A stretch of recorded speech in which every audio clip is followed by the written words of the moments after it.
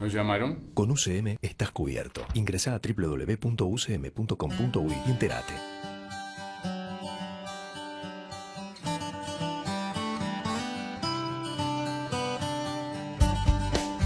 Hola, ¿qué tal? ¿Cómo están? Es un gusto volvernos a encontrar una nueva semana juntos aquí en Vida Sana. Hoy vamos a estar hablando de la menopausia y la andropausia. Es por eso que en esta primera parte estaremos hablando del climaterio y la menopausia. Los invito a compartir la entrevista que le realizamos por este tema al doctor Francisco Coppola, presidente de la Sociedad de Ginecotología del Uruguay. Bienvenidos a Vida Sana.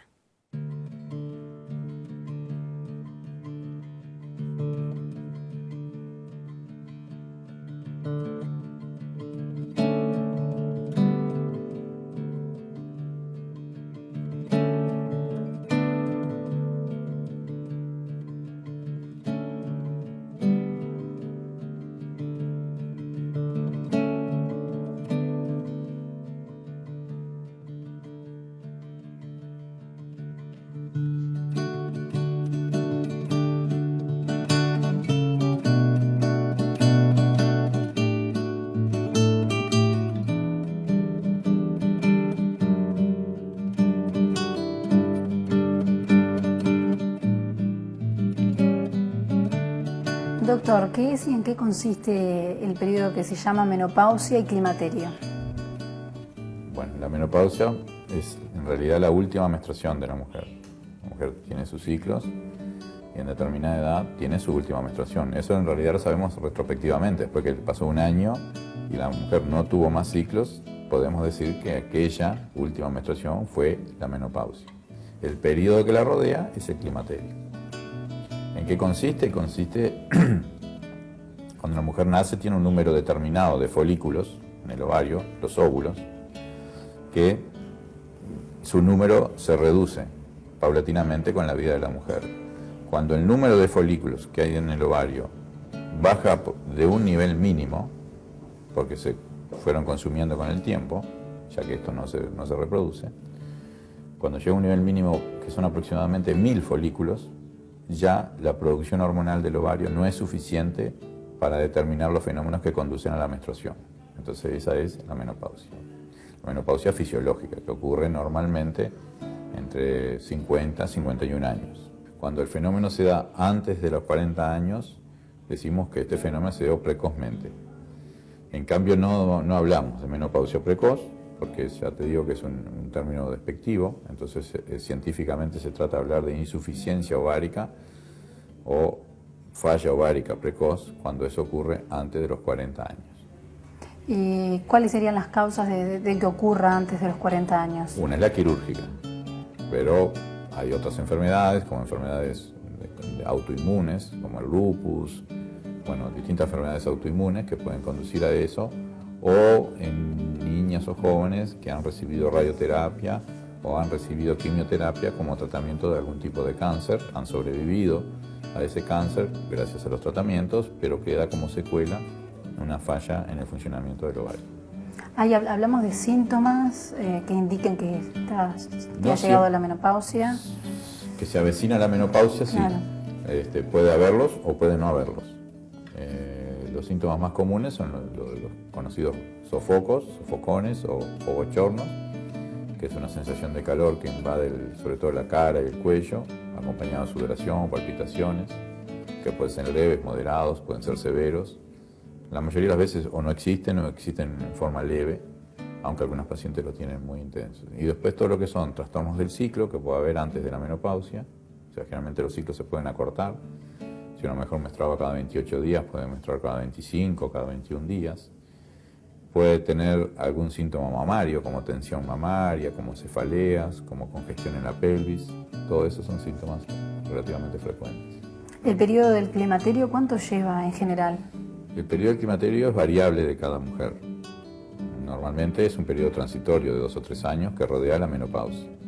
Aunque un 15% de pacientes pueden tener esos síntomas por años, por décadas, por más de 10 hasta 15 años. ¿Eso es normal que sea así?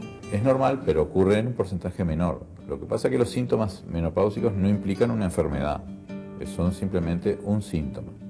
Cuando ese síntoma es muy intolerable para la paciente, que no la deja dormir tiene repercusiones de distintos tipos, a veces hay que hacer tratamiento.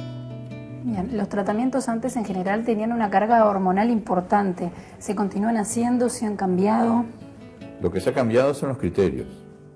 Hasta el 2003 nosotros pensábamos, la información científica era una, y de julio del 2002 para adelante el tipo de información fue más precisa, más completa y se cambió. Hasta julio del 2002 se pensaba que los tratamientos hormonales podían disminuir el riesgo de enfermedades crónicas, sobre todo la parte cardiovascular, el Alzheimer y todo eso. Todo ese tipo de enfermedades crónicas.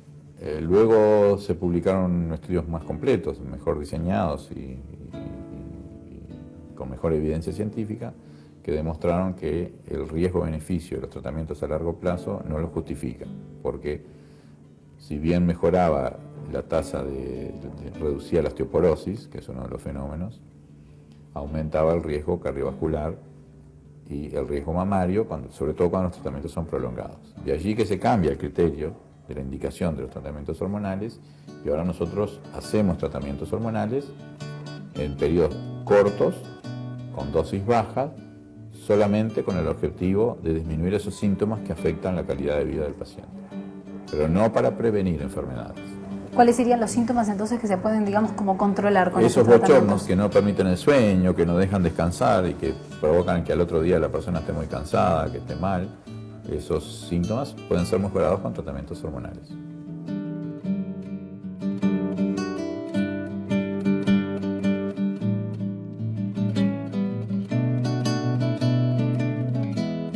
En las consultas, me imagino que ustedes verán, ¿es una etapa especial para la mujer, el del climaterio? Es una etapa especial porque culturalmente la menopausia en nuestra sociedad está inconsciente o conscientemente ligada al envejecimiento. Entonces es bastante despectivo el término menopausia en sociedades nuestras, en sociedades occidentales. No es así en la sociedad oriental.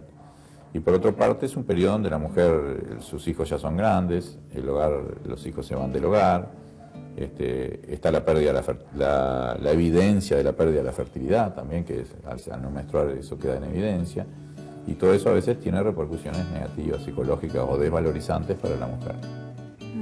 Que depende de cuánto lleve el periodo, también depende cómo... Claro, pero son cuestiones psicosociales, no son biológicas. No es que la mujer que cursa el periodo del climaterio tenga una enfermedad. Es un periodo fisiológico, normal, siempre y cuando ocurra en su momento, ¿no?